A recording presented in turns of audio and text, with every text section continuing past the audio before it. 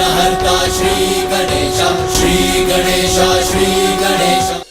पुत्र, तुम्हें जो भी उपाय करना है शीघ्र करना हो, क्योंकि त्रिपुर अब एक सीधी रेखा में शीघ्र आने वाले हैं। माँ, मुझे ज्ञात है कोई अनिष्ट नहीं होने दूंगा मैं, किंतु उसके लिए मुझे मामा जी की सहायता चाहिए होगी।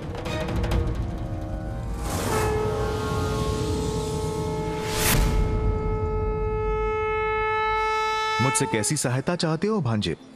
मामा जी, त्रिपुरासुर के भीतर छिपी कुटिलता को उजागर करने में मेरी सहायता कीजिए। अपने भक्तों को दंडित करने में संकोच कर रहे हैं महादेव, इसलिए तुम मेरे पास सहायता के लिए आए हो भांजे।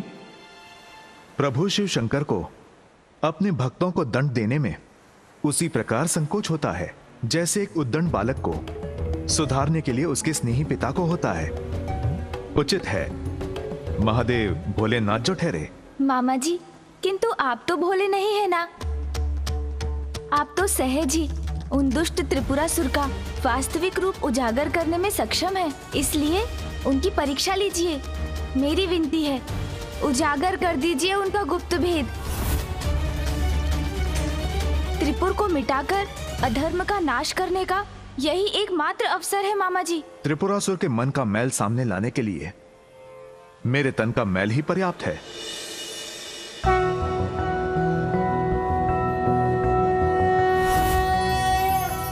नारायणाय सुरमंडन मंडनाय, नारायणाय सकल स्थिति कारणाय, नारायणाय भवभीति निवारणाय, नारायणाय प्रभवाय नमो नमस्ते।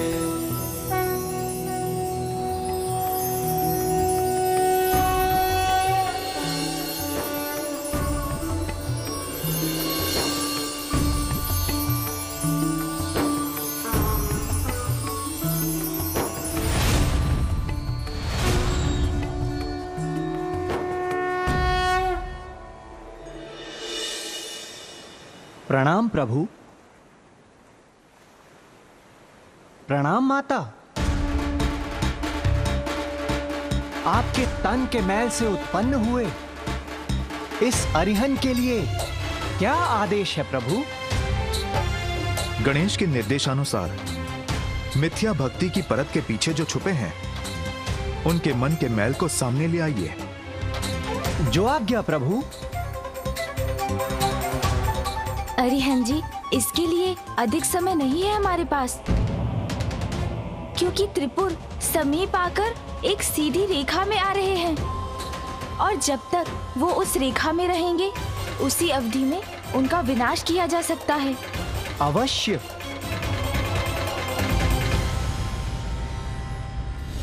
त्रिपुर के एक रेखा में आने के पूर्व इन असुर सैनिकों को जीवित करूंगा। फिर त्रिपुर का कोई विनाश नहीं कर सकेगा।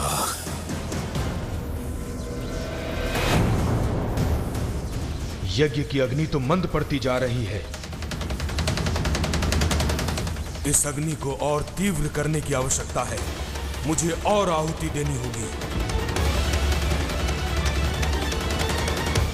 रुकिए गुरुवर, इसकी कोई आवश्यकता नहीं।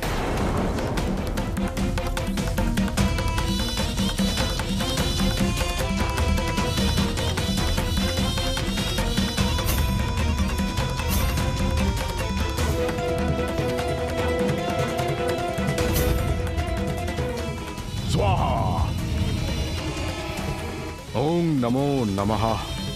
गुरुवर, अब ये यज्ञ कदापि नहीं थमेगा, शीघ्र ही चरम पर पहुंचेगा अपने। आप चिंता मत कीजिए गुरुवर, मैंने भंडार को पुनः यज्ञ सामग्री और घृत से भर दिया है।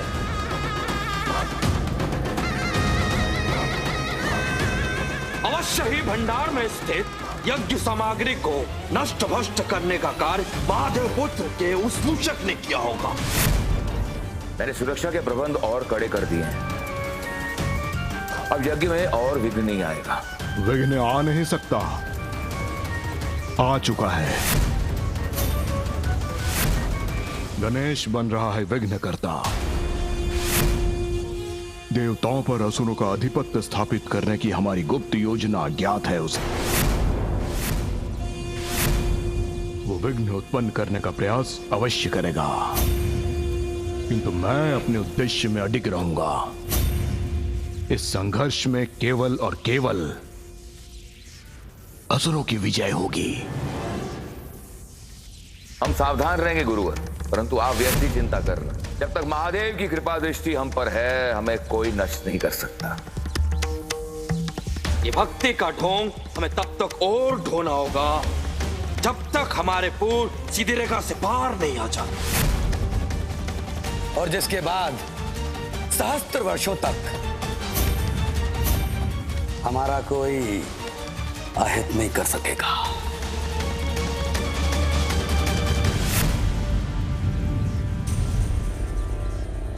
त्रिपुर के एक रेखा में आने में कुछ ही समय शेष है। ये अवसर बीतने से पूर्व पुत्र गजानन को कुछ करना होगा।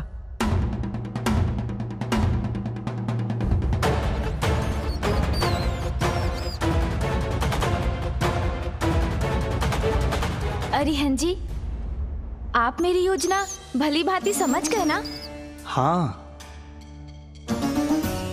माता पार्वती नंदन श्री गणेश, मैं न केवल आपकी योजना भली भांति समझ गया हूं, अपितु आपकी बुद्धिमत्ता और आपकी चतुराई का प्रशंसक भी बन गया हूं। धन्यवाद, किंतु स्मरण रहे ये कार्य हमें नियत समय अवधि में ही पूर्ण करना है। मुझे विश्वास है हमारी ये योजना अवश्य सफल होगी। अवश्य श्री गणेश।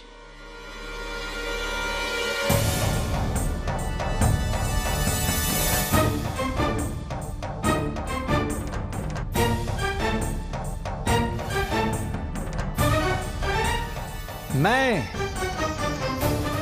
नारायण का अंश अरिहंत त्रिपुर में प्रवेश का इच्छुक हूं। त्रिपुर में प्रवेश का इच्छुक हूं। नारायण का अंश यहाँ क्यों? गुरुदेव शुक्राचार्य ने कहा था कि सावधान रहना, तो हम सावधान ही रहेंगे। अरिहंत से भयभीत होने की आपको आवश्यकता नहीं है। मैं तो यहाँ अपने नवीन मित्रों की सहायता हेतु आया हूँ। इसका भीतर आना वर्जित किया तो वंचित रह जाएंगे आप लोग उस दिव्य अमृत से।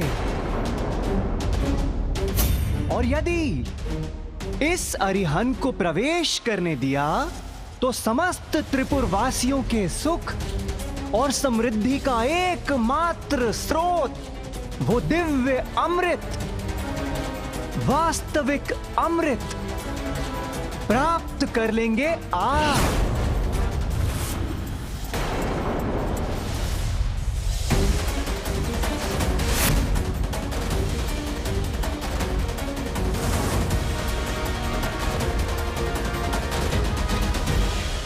किंतु यदि आप तीनों को मुझ पर शंका है और यदि आपको वो दिव्य अमृत नहीं चाहिए तो मैं चला।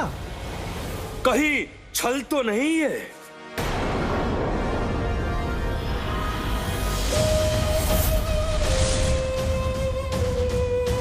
नारायण के अंश होकर उनके शत्रुओं के लिए अमृत क्यों लाए हो तुम? आपका कहना उचित है। अंश हूं उनका, मित्र नहीं, सेवक हूं उनका, किंतु शुभ चिंतक नहीं। जिस प्रकार आप असुरों को कोई भी स्वीकार नहीं करता, ठीक उसी प्रकार इस अरिहंत का भी तिरस्कार किया है स्वयं नारायण ने।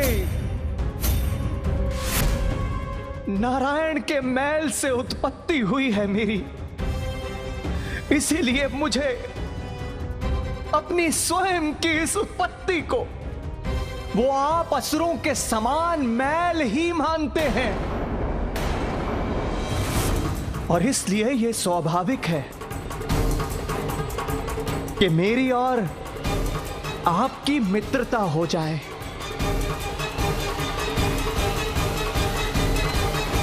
और इसी उद्देश्य की पूर्ति हेतु मैं आपके समक्ष मित्रता करने के लिए आया हूं।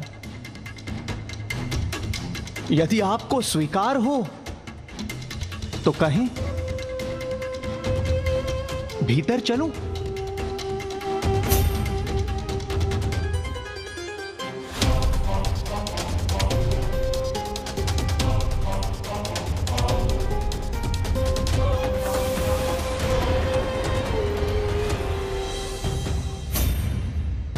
अरिहंत जी तो अपने बुद्धि के बल पर त्रिपुर के भीतर प्रवेश करने में सफल हो गए। अब प्रतीक्षा है कि वो किस प्रकार उनका ढोंग सामने ला पाते हैं। तुमने हमसे असत्य क्यों कहा कि तुम्हारे पास वास्तविक अमृत है? प्रतीत होता है तुम्हें महादेव पुत्र गणेश ने भेजा है हमारी योजना भंग करने के लिए।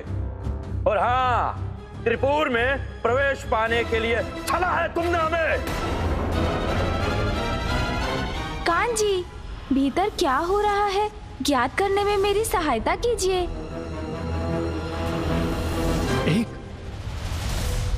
एक विषैली छाया का प्रकोप है आपके मन पर, इसीलिए तो आप दुखी हैं, अत्यधिक चिंताग्रस्त हैं, तनाव में हैं आप और इतने भयभीत हैं। किंतु आपके दुखों का नाश करने वाला, आपकी इस विषैली छाया को हटा देने वाला दिव्य अमृत है अरिहंत के पास।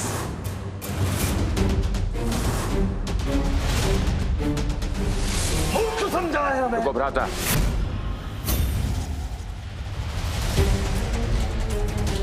तुम कौन से विष को हटाने की बात कर रहे हो? हम तुम्हें एक और अवसर देते हैं। तुम हमें यह बताओ कि त्रिपुर वासियों के लिए तुम ऐसा कौन सा वास्तविक सुख लाए हो?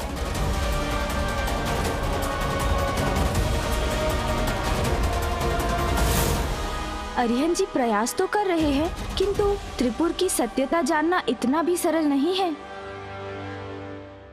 महादेव की भक्ति का ढोंग ये भी तो एक विष के समान ही है, किंतु उसी विष से मुक्ति दिलाने वाला दिव्य अमृत लेकर आया है अरिहंत।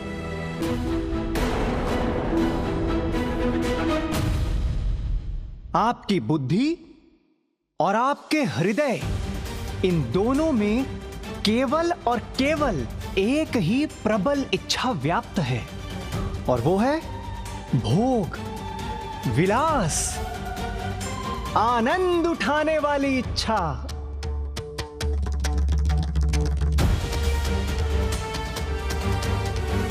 किंतु सत्य तो यह है, ये सब कुछ होने के पश्चात भी आप लोग भयभीत होने के कारण दरिद्रों की भांति अपना जीवन व्यतीत करने के लिए विवश हैं।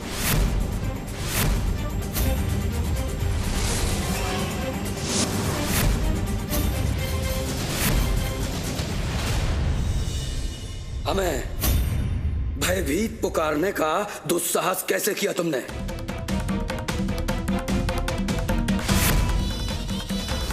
अरिहंत जी, आपको और भी युक्ति लगानी होगी।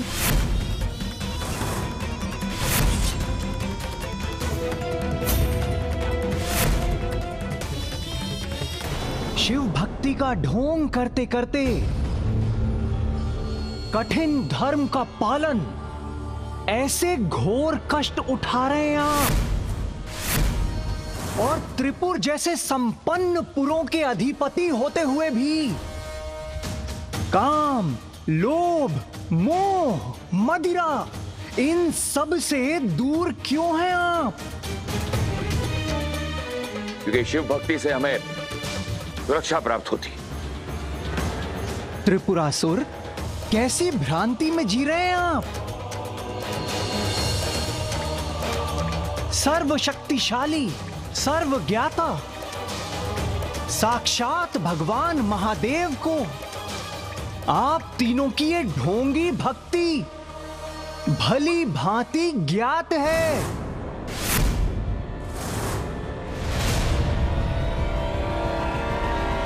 किंतु फिर भी आप तीनों सुरक्षित हैं और इसका कारण आपकी ढोंगी भक्ति नहीं है, अपितु आप तीनों की संगठित शक्ति है। इस समय मुझे आभास हो रहा है कि शीघ्र अतिशीघ्र आप तीनों को और भी अधिक शक्ति प्राप्त होने वाली है।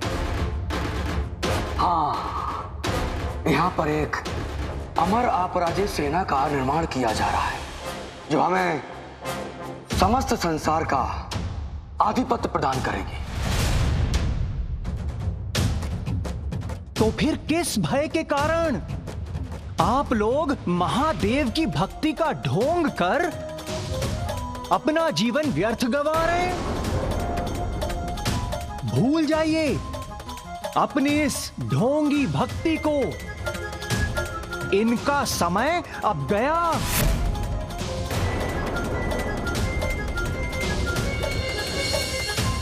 पहचानिए अपनी शक्तियों को। महाबलशाली त्रिपुरासुर हैं आप तीनों और इसलिए अपना जीवन अपनी इच्छा अनुसार जीना प्रारंभ कीजिए।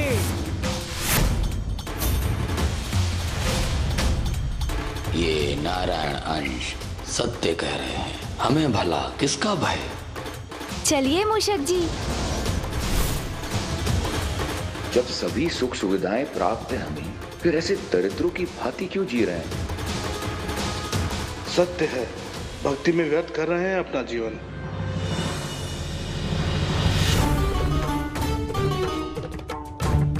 पिताश्री, अब शीघ्र सत्य आपके समक्ष आ जाएगा। जब त्रिपुरासुर द्वारा आपकी झूठी भक्ति समाप्त होगी और सत्य शीघ्र आपके नेत्रों के समक्ष प्रकट होकर आपको विश्वास दिला देगा।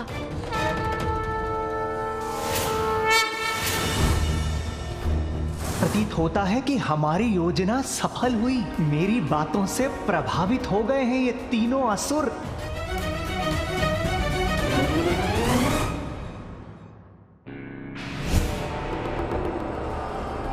भ्राताओं, गुरुदेव शुक्राचार्य ने हमें सचेत किया था, इसलिए हमें इसकी भ्रमजाल में नहीं पड़ना चाहिए।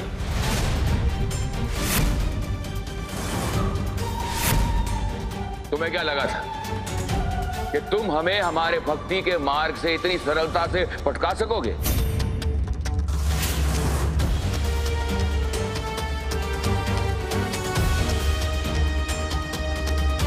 पुत्र, मेरे भक्त किसी भी स्थिति में भक्ति के मार्ग से नहीं डिगेंगे। आपको विश्वास दिलाने के लिए मुझे कुछ और प्रयास करना होगा।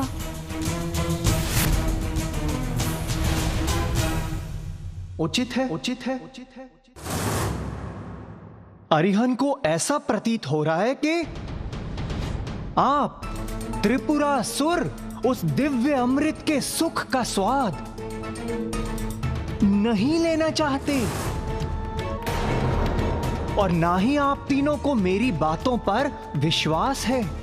इसलिए उचित होगा कि मैं यहां से प्रस्थान कर जाऊं।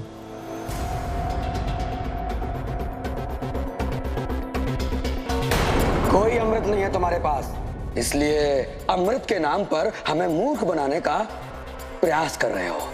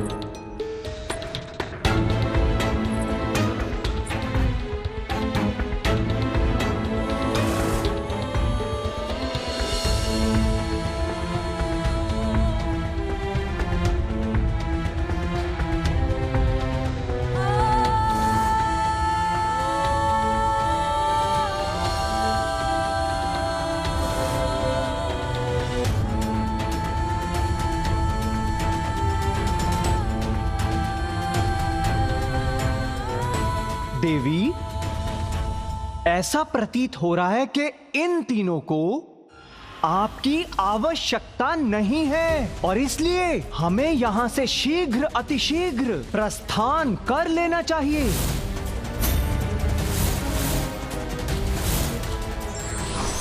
बुद्धिमान व्यक्ति वही होता है जो तब तक प्रयास करता है जब तक उसे कार्य में सफलता नहीं मिल जाती। For more updates, subscribe to our channel, click the show links and enjoy watching the videos.